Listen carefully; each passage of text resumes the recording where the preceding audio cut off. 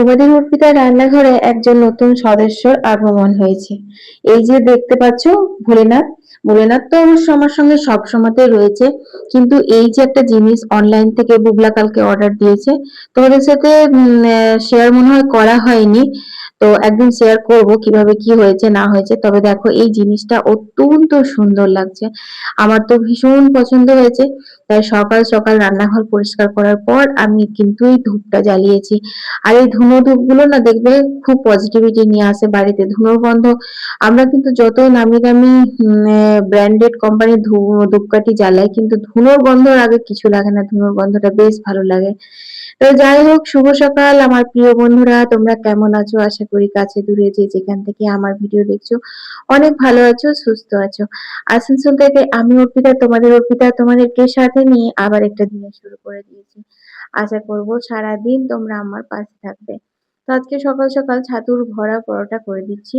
তো ছাতু ভরা পরোটা করতে আমি আগের দিন রাত্রে কিন্তু নুন আর জল দিয়ে নর্মাল আটা, রুটির আটা মেখে রেখেছিলাম। যেটা দিয়ে আর কি রাতের রুটি হয়েছে সেটা একটু মেখে রেখেছিলাম। ছাতুর মধ্যে অল্প একটু বিট লবণ দিলাম, অল্প জোয়ান দিলাম, একটু পাতিলেবুর রস দিলে আরো ভালো হতো। কিন্তু তাড়াহুড়ো করে সকালবেলা আর অত সরঞ্জাম করে উঠতে পারিনি আজকে, যেহেতু তোমরা জানোই এখন আমাদের 24 প্রহর কীর্তন চলছে। তো একটু রাত জাগা হচ্ছে, সকালে উঠতে একটু আলসি লাগছে, 5-10 মিনিট লেটও হয়ে যাচ্ছে, যে কারণে খুব তাড়াহুড়ো হয়ে যাচ্ছে বন্ধুরা। তো যাই হোক, পরোটাগুলো সেকে তারপর একটু ঘি বুলিয়ে দিয়েছিলাম, গাওয়া ঘি। সাথে লঙ্কা দিলাম, আচার দিলাম, আর এখানে টক দই দিয়েছি, সাথে বিট নুন দিলাম, আর অল্প একটু শসা দেবো। তো এই টিফিনটাই আমাদের আজকে সকালে ব্রেকফাস্টে, যদিও এই টিফিনটা আমি এখন প্যাক করছি বুবলার বাবার জন্য। আর বুবলা কিন্তু তোমার এই শসা টসা খাবে না, বাকি সব একই থাকবে। তারপর কিন্তু চলো আমি এখন বুবলাকে স্কুলে দিয়ে আসি। আমার হাতের মেহেন্দিতে তোর হাত সাজাই, শাখা পলা চুড়ি নোয়ার আলতায় রাঙাই। কোন প্রজাপতি দিয়েছে যে ওকে কোণে দেখা কোন আলোয়, আয় আয় আয় রাঙাবে না রসে খবরে সিঁদুরে বেহাগ সুরে সাজাই।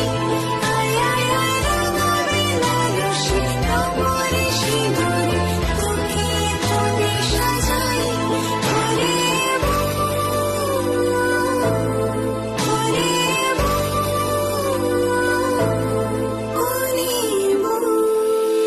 বুবলাকে স্কুলে দিয়ে এসে আমি কিন্তু ঘরের কাজে লেগে পড়েছি। সব থেকে প্রথমে আমি বিছানাটা তুলে নিলাম, কারণ বিছানাটা যদি তুলে নেওয়া হয় না, তাহলে মনে হয় পুরো ঘরটাই যেন পরিষ্কার হয়ে গেছে। তারপর একটু কলিং দিয়ে এগুলো মুছে নিচ্ছি। তো প্রত্যেকদিন ডিপ ক্লিন করা হয় না আমার ঘর দুয়ারগুলো। আমি কিন্তু সপ্তাহে ওই একদিন করে করার চেষ্টা করি আর কি, বা করেও থাকি। বিশেষ করে শুক্রবার দিনটাই আমার মনে হয় ভালো হয়, তো সেদিনকে আমি করি। তো যাই হোক, এখন দেখো ওদিকটা মুছে নিলাম, তারপর এখানটা মুছে নিচ্ছি একটুখানি। আর এই আলমারিটাতে অনেকগুলো ম্যাগনেট আছে, মানে আমরা যেখানে যেখানে ঘুরতে গেছি সেখান সেখান থেকে সমস্ত ম্যাগনেট ফ্যাগনেট গুলো নিয়ে আসি। তো সেগুলো এখানটাতে আটা হয়েছে, আবার কিছু কিছু জায়গা থেকে জানো তো ম্যাগনেট আনাও হয়নি। তো এখন মানে মাথার মধ্যে এটা এসেছে যে ওই ম্যাগনেট গুলো আনলে একটা স্মৃতি হিসেবে থাকে, যে এখানে আমরা ঘুরতে গেছিলাম, ওখানে ঘুরতে গেছিলাম। আগে অত মানে মাথায় ছিল না, যখন আগে আগে ঘুরতে গিয়েছিলাম, মানে সোশ্যাল মিডিয়ায় যখন ঢুকিনি তখনকার কথা বলছি। সোশ্যাল মিডিয়ায় এসে অনেক কিছুই জানতে পারছি বন্ধুরা। তো জামা কাপড়গুলো ভিজিয়ে রাখলাম, পরে কাচবো। তো বন্ধুরা, তোমাদের সাথে আমি প্রত্যেকদিনই তো রান্না বান্না শেয়ার করি। চলো আজ একটা একদম অন্যরকম জিনিস শেয়ার করছি, সেটা হচ্ছে আমের টক ঝাল মিষ্টি আচার। অনেকেরই মানে আছে সমস্যা, যেটা হচ্ছে আমের টক ঝাল মিষ্টি আচার করতে গেলে আম গুঁড়ে ফোটালে আম শক্ত হয়ে যায়, বা ফ্রিজে না রাখলে নষ্ট হয়ে যায়। এরকম সমস্যা কম বেশি সবারই হয়ে থাকে। তো আমি যে পদ্ধতিতে আজ তোমাদের সঙ্গে শেয়ার করব আমের আচারটা, সেই পদ্ধতিতে তোমরা যদি আচার বানাও, তাহলে কিন্তু ফ্রিজ ছাড়াও তোমাদের আচার অনেক দিন ভালো থাকবে। আর ভালো থাকবে বলতে কি, শুধু ভালো থাকা না, মানে তোমার নষ্টও হবে না, আর আমগুলো একদম শক্ত হবে না। তো একটু মৌরি আর শুকনো লঙ্কা আমি শুকনো কড়াইয়ে ভেজে তুলে রাখলাম, তারপর তেলের উপর 5 ফোড়ন শুকনো লঙ্কা দিয়েছি।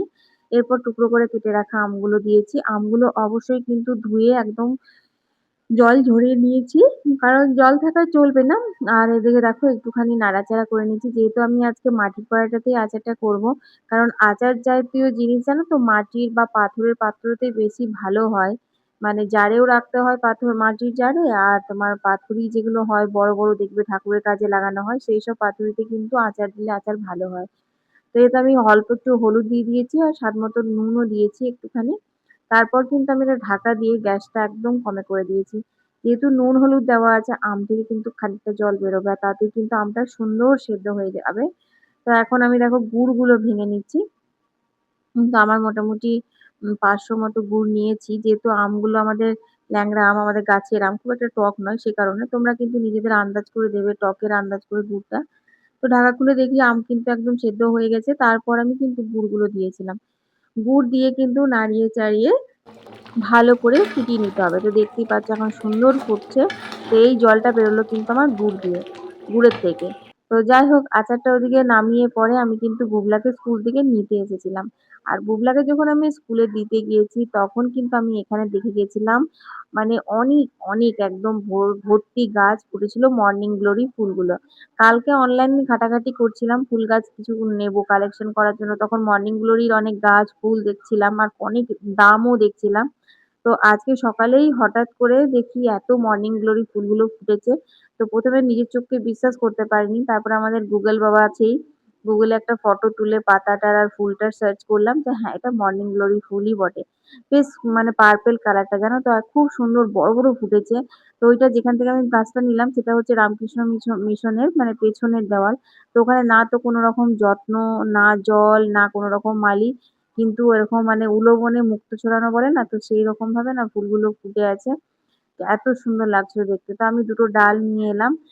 শিকড় শুদ্ধ তোলার চেষ্টা করেছিলাম কিন্তু তুলতে পারিনি। দেখি লাগবে কি লাগবে না জানি না। মোট কথা এসেই কিন্তু আমি এখানে লাগিয়ে দিলাম। আর সকালবেলা যে এই সকালে বলছি সরি মানে হ্যাঁ সকাল দিকেই আরকি। মৌরিটা শুকনো লঙ্কাটা যেটা ভেজে রেখে গেছিলাম সেটা দেখো এখন আমি গুঁড়ো করে নিচ্ছি। আমি একটুখানি গায়ে জলও ঢেলে নিয়েছি কারণ রোদ গরমে ভালো লাগে না। তো দেখো সুন্দর গুঁড়োও হয়ে গেছে।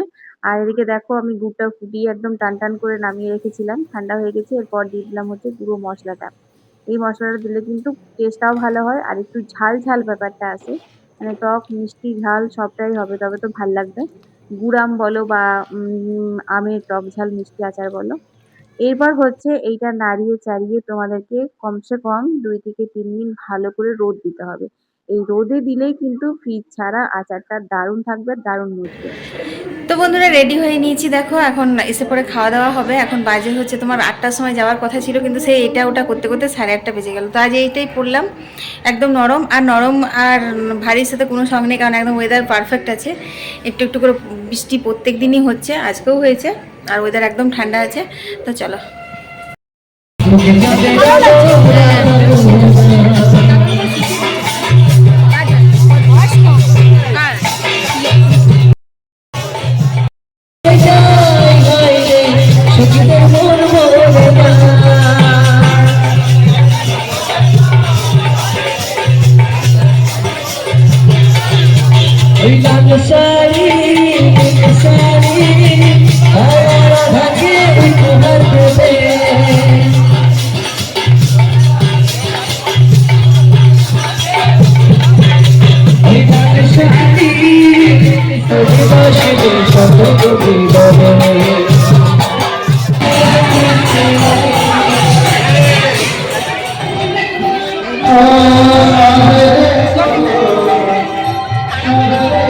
চলো বন্ধুরা, এবার আমরা একটু খাওয়া দাওয়া করে তারপরে আসবো আবার।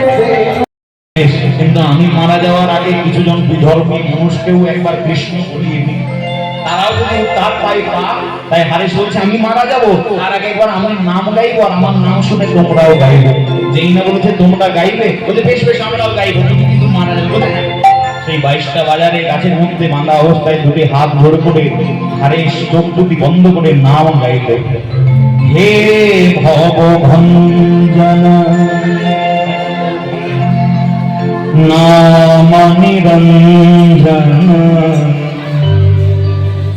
आनंद नवघन श्याम आनंद नवघन श्याम हे आनंद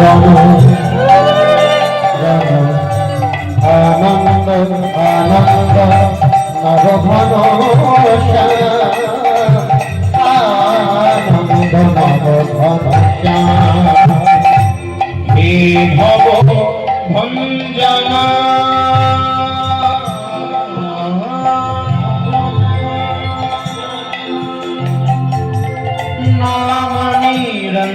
জানা ও বাবা ভঞ্জনা বলে দেনা ও ভাই বৃন্দাবন শ্যাম কুন্দ রাধা কুন্দ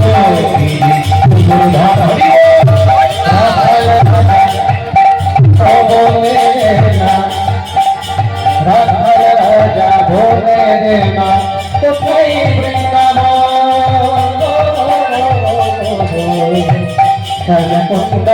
রাধা কুন্দ